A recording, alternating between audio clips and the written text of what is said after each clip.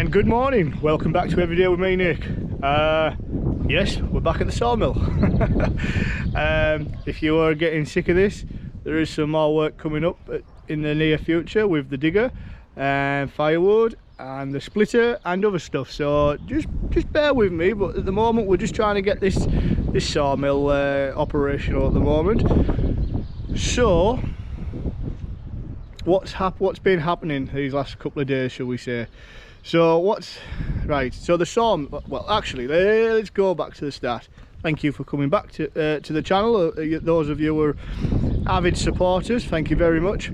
I want to do a couple of shout outs first actually, so bear with me. So first shout out is to Ants Pants on YouTube. I'll leave a link in the description below to his channel. He gave me a shout out on his 10,000 subscriber shout out video, so go check his channel out. He's crackers, I like him. His humour's second to none, he's really good. He's doing some house renovations on his house. He's doing he is doing, what else is he doing? He has a mill, a sawmill. I think it looks, I don't think it's homemade. I don't know. Anyway, tractor, skid steer, mini excavator. You know, he's got it all. So go check him out if you haven't already. Second shout out, and this one, well, you're both important, but this one really is an important shout out for me. When I bought the sawmill, I bought it from the Global Recycling Solutions, as you know, because I've said about it in the past. And I dealt with a guy called Andy Dudley, champion fella, really nice. And I don't think I milled a log the other day, 3 days ago, and I had a bad experience with it. It cut wavy. I'm almost gonna have to scrap the boards to sell. They ain't gonna be sellable. So I'm a bit gutted about that really, because that's obviously, you know, money lost. But I've been noticing a few things with the mill that I'm just not happy with. Well, not happy with, but like a bit concerned about.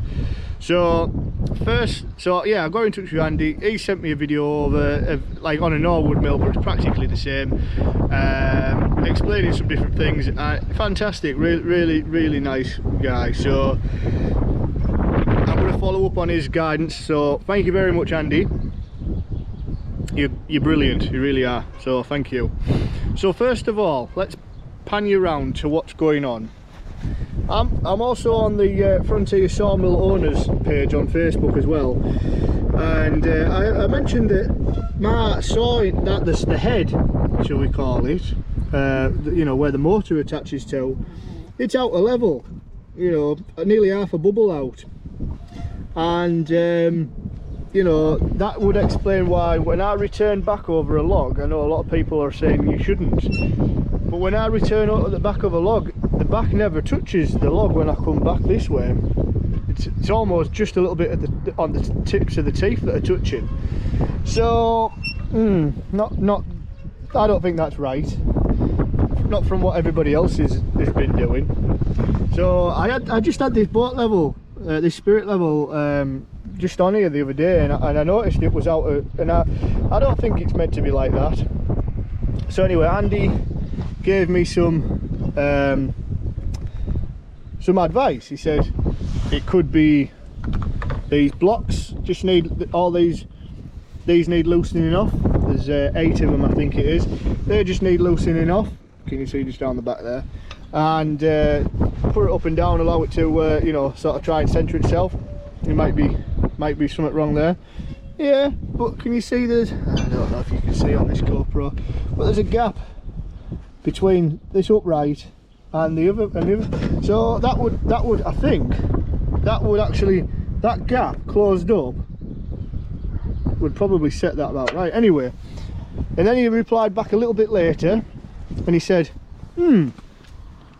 take these, undo these, loosen them up and see if there's see if it'll settle down a bit.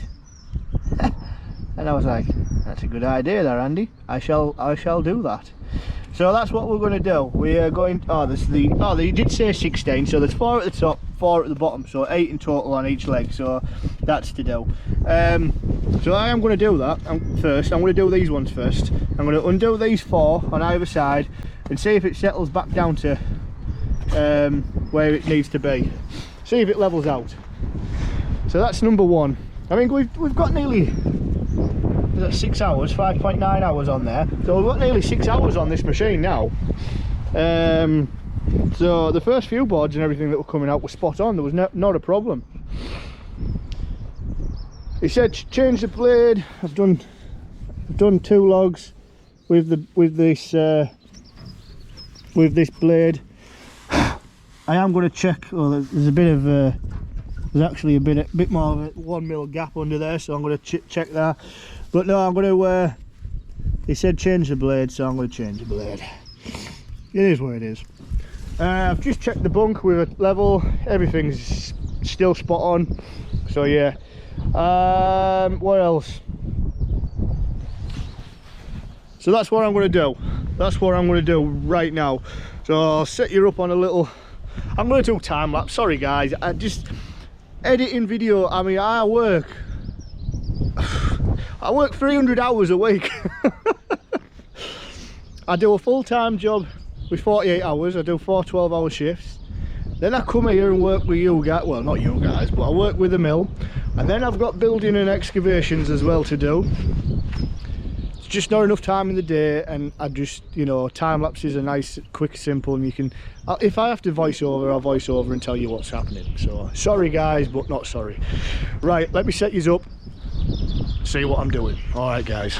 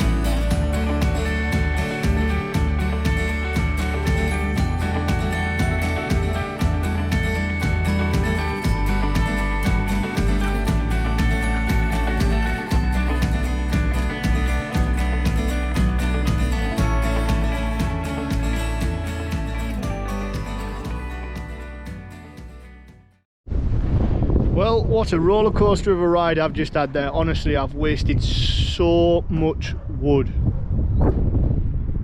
It's peeved me right off. So, let's recap of what's just been going on there. Got a phone call by Andy because I've been sending him some WhatsApp images and some videos. Fantastic, thanks very much again, Andy. I know you're gonna get a few mentions here, but really do appreciate it. Right, so what happened was I've changed the blade, I've reset everything, all the guides, all the rear bearing, the rear guide bearing on it. What else have I done? The blocks on it as well. I've tried to adjust them. Luna, come here, girl. So everything's there, right? So it's all back to normal. Changed the blade, tracked it up. It was only a little bit out. I mean, we're talking a little bit and all. Did that. Then I took a cut, right? I'd already had a cant of a log. You'll see it on the thing anyway. I already had a cant, and I took it, and it started off 20mm, and then ended up 40mm. Well, just over 40mm. I don't know what happened there. How the hell can a cut go off that much? Dull my head in it was. I was about to phone Andy, was there, come and get it. I said, I'm done with it. Andy wouldn't let me anyway. He'd rather come to me in person and explain what's happening. Anyway, opened up the covers again,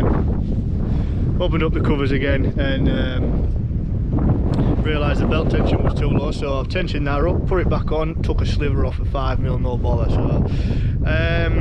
So we're all right now. So I'm just gonna get on with something else. I'll show you what I'm doing there.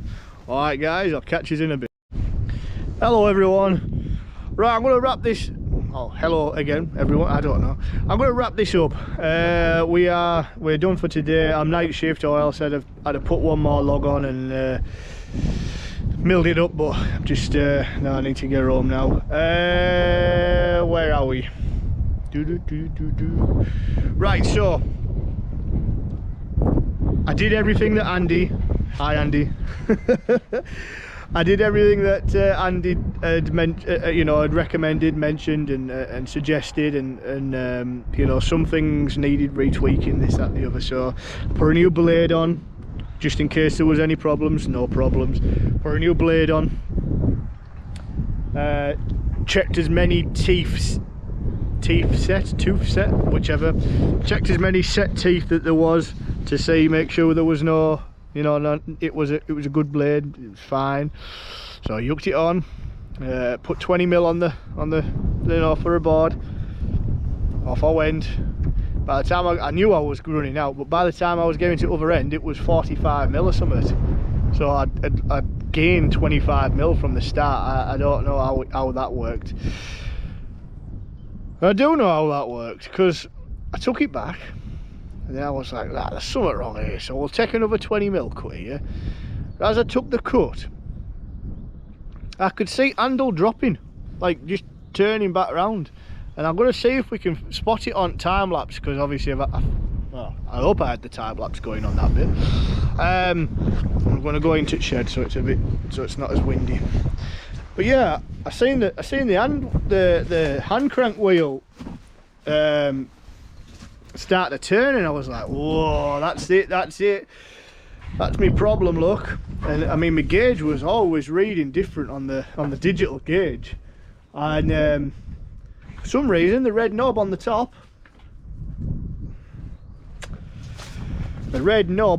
I'll go back out into the wind. I should have done this and then went. This one here, can you see that? It's sort of like protected in there, and it does have a do not push, but there's the red knob in there that tensions the wire, so you get that infinite adjustment on the shaft. Was loose. I mean, it was loose. It was that loose. It was just up and down as it down as it liked, but it wasn't like that to start with, so kicked myself in the nuts for that. So yeah, tighten that back up. What else did we do?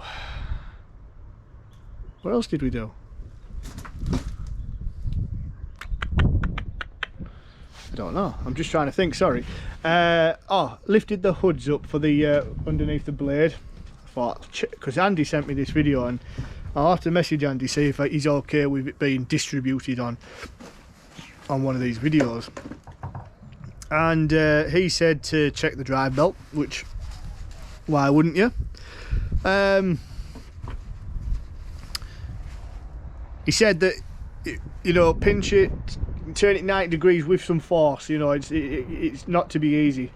Anyway, I know belts stretch when they're new. I know that, you know, I'm an engineer, a mechanical engineer. I know that's what they do, and that's what it did. It stretched. So now I've tightened that up, I've ran it, and I took a sliver, and I mean, I think 3mm sliver.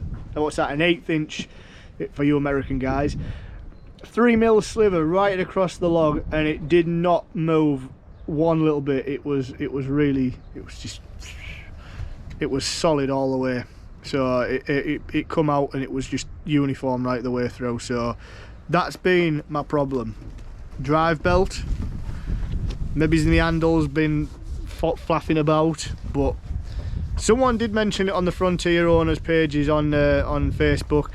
You know, if it's not full, get out. If it's not full tension, if the engine's not driving it fully, then you can get your waves.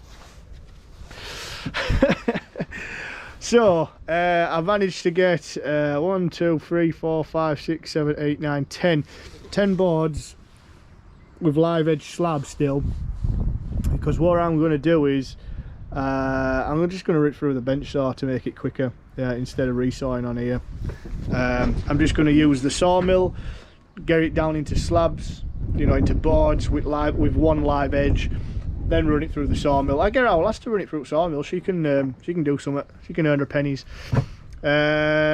What else did we just do? I did something that I didn't take any footage of. If you've been watching, you might see this thing that's tilted up there. That is the top of an LPG tank, a big one. And when we went to pick it up the other day, we were told it was empty. It's been stood there for 14 or 15 years. I cracked the valve and it started hissing out with gas, and I was like, there's some gas in here, you know, it might not be a lot. So we left it for, you know, a couple of minutes. It wasn't a couple of minutes, 10 minutes. 10 minutes passed, it was still as powerful. I was like, there's gas in here. So we started taking off one of the main nuts off the top. Oh god damn, I basically made a torpedo or a missile launcher. The amount of gas that torrented out of this tank was unbelievable. It just didn't stop for about 5 or 6 minutes. Then I cut the top off today. I've cut the tank. I used an Evolution circular saw, no problem. It's only about 3mm steel as well, so it cut through real nice. I cut it through. I managed to look at, look inside once it dropped and everything. Noticed that there's a steel pipe. That's what's holding it up. That's what's propping it up. There's a steel pipe, like I don't know, like maybe it's the fill tank, the filler for when there's a fill. And I think something like that anyway. And I think what had been happening there is it was coming up that like like a geyser. Anyway, what have we done to the tank? So we've cut it, top's over there. I've used the tractor, I brought it and put it underneath this lean-to that's a little bit dilapidated, but it's still alright. Needs a centre post in here now. Put it in here, and here is my dip tank. This is what I'm going to dip my boards in, and you know, real cheap, real simple, real easy. Like I say, it was a big tank. It's 3 meters in length. I don't know in width, probably about 3 foot, which is about 900. So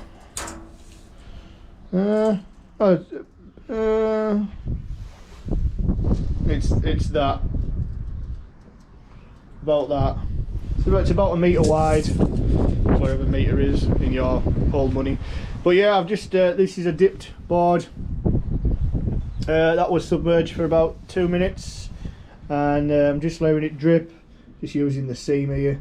Just letting it drip away, and then what we're going to do is I'm going to lift them. This is something else I can get Laura to do as well. I'm going to lift them out and put them down like that. Actually, I'm going to put stickers underneath them so they dry better, but that's what we're going to do. So they're going to be stacked here or something, picked up. Obviously there's more to go in there because we haven't got enough. There's only 20 litres in there. I need another 200 or 300 litres, to be honest, but we'll just work at it as we go. But yeah, from there, dip them in, let them drip dry at this end. I think, you know, we'll just stand them up, put something inside there, you know, just to keep it out of the, you know, sort of thing. Let them drip dry for a few minutes, whatever, and then stack them back up here and just let them dry out, you know, whilst they're soaking, you know, or in whatever you call it. I don't know. So that's what's happening. Always something happening, and I like it. You know, I'm a busy man all the time, and I love it. You know, idle hands are the devil's work, sort of thing, and I ain't got idle hands, that's for sure. We've got a lot to get through. I've got orders out the door to get out the door, and now we've got this tank in. Now we've got the sawmill, hopefully more dialed in than it was last time.